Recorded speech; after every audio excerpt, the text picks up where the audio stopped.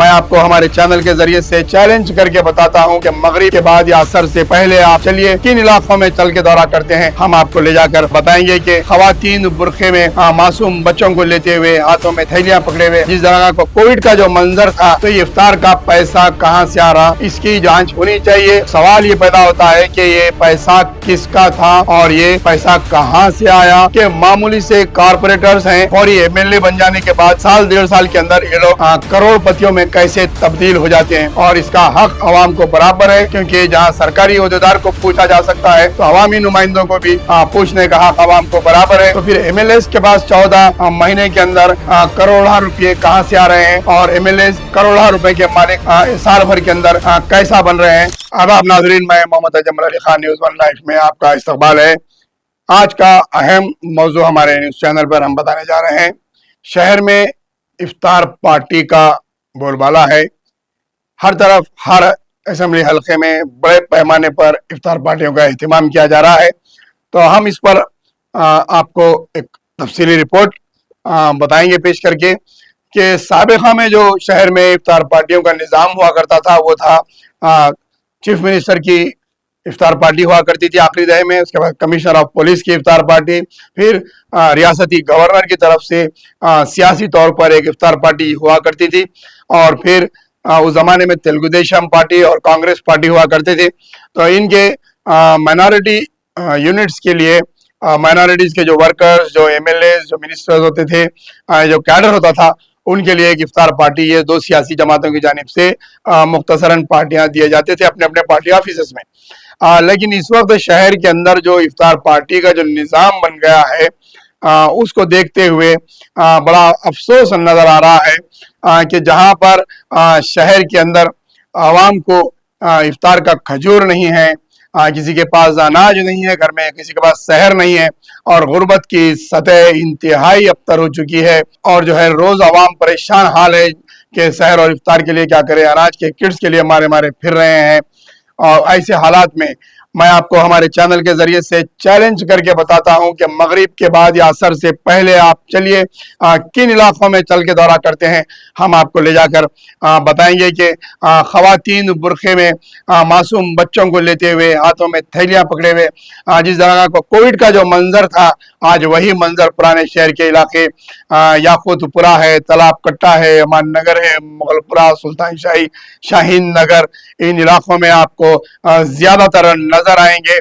नशेमंद नगर है, इन इलाकों के अंदर आपको खवातीन अनाज मांगते हुए फिर रहे हैं।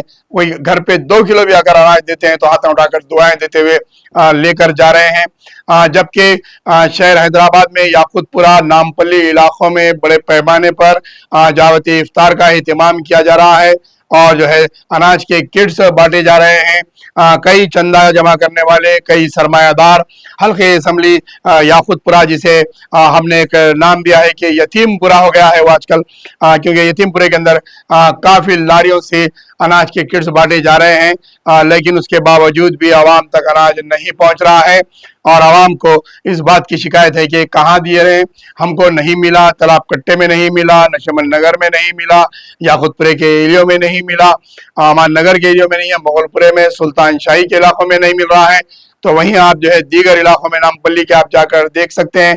फसलान सर के अंदर आप चलिए, हम बताते हैं आपको हमारे चैनल के जरिए कि कितनी गुर्बत का इलाका है और कितने नालों के अतराफ में खुद मौजूदा जो साबिक़ा मेयर और मौजूदा नामपल्ली एमएलए, उनके मकान के अतराफ के कितनी गुर्बत बची हुई है। बता सकते हैं कि वहां पर भी लोगों के पास अनाज की कमी है, अनाज नहीं पहुंचा, और कई ऑटो के ड्राइवर्स, गरीब तबके के लोग वहां पर भी रहते हैं, वहां तक भी काफी हद तक मुझे मोहम्मद अली लाइन्स है।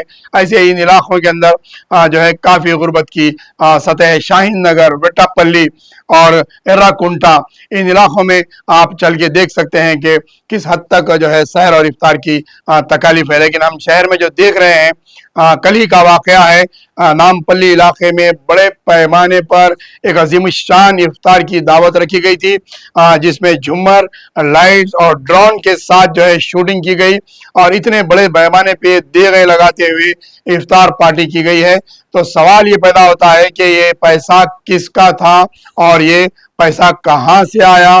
अगर इफ्तार में ये पैसा ज़कात का इस्तेमाल हुआ है تو یہ زکوٰۃ جو ہے جو افطار کرے ہیں, جو افطار کھائے ہیں, اس میں سے تقریباً 90% لوگ زکوٰۃ کے مستحق نہیں تھے, تو وہ زکوٰۃ کے پیسے سے افطار نہیں ہو سکتا. اگر اس میں کسی فائنانسر کا پیسہ لگا ہوا ہے تو سود کے پیسے کا بھی افطار نہیں ہو سکتا. اور اس کے علاوہ اگر زبردستی چندہ جمع کر کے اگر وصول کر کے افطار کیا جا رہا ہے تو وہ بھی پیسہ حرام کے پیسے کا جو ہے وہ افطار کروایا جاتا ہے. تو پیسہ کس قسم کا ہے؟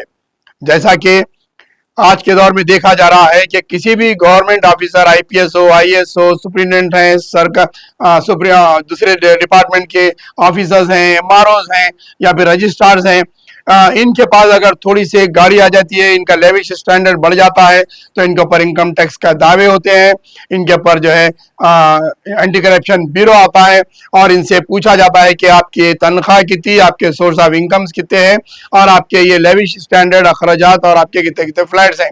اس بارے میں انکوائری اور جانکاری شروع ہو جاتی ہے. لیکن یہاں پر دیکھا یہ جا رہا ہے کہ معمولی سے کارپوریٹرز ہیں, فوری ایم ایل اے بن جانے کے بعد سال 1.5 سال کے اندر یہ لوگ کروڑ پتیوں میں کیسے تبدیل ہو جاتے ہیں. ایسا کون سا علاء الدین کا انہیں چراغ مل جاتا ہے اور جو ہے یہ لوگ حاتم طائی بن جاتے ہیں. یہ پیسہ کہاں سے آ رہا ہے, کس کا پیسہ ہے, اس کی جانچ ہونا اور اس کی سرپرستی کس طریقے سے کی جا رہی ہے, کیوں کی جا رہی ہے.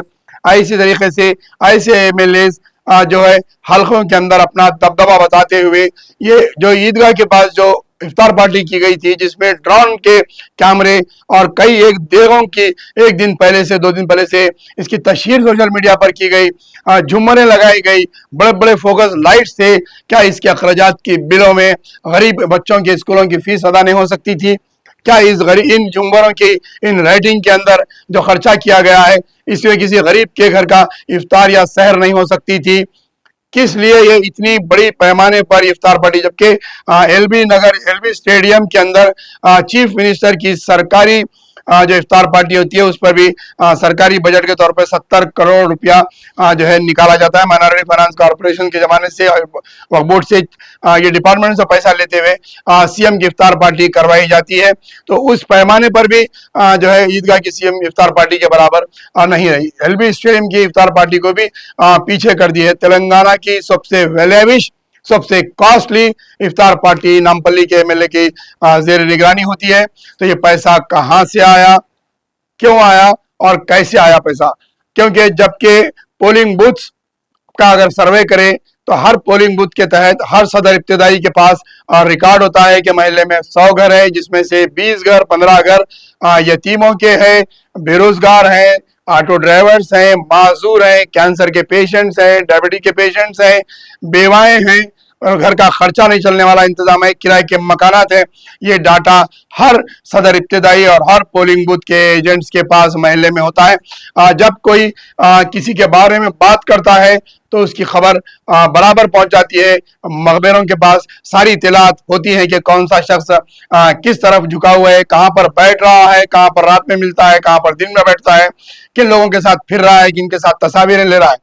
جب یہ تمام چیزوں کا نیٹ ورک موجود ہے تو پھر غربت کا نیٹ ورک موجود کیوں نہیں ہے؟ اگر اس طرح کے افطار پارٹیوں کا پیسہ اگر پولنگ بوتھ کے بوتھ وائز حساب سے اگر رمضان کے شروعات سے ان گھروں میں پہنچایا جاتا تو آج مسلم خواتین ہماری جو ہے روڈوں پر مانگنے کے لیے نہیں پھرتی. ہمارے چینل کے ذریعے سے ہمارے بتانے کا مقصد یہی ہے کہ جس طریقے سے شہر کے اندر ایک میسیج دیا جا رہا ہے افطار پارٹیوں کا کہ لیوش طریقے کی افطار پارٹیاں, کیا یہ افطار پارٹیاں مسلم سماج میں جائز ہیں؟ کیا مسلم سماج اس بات کی اجازت دیتا ہے؟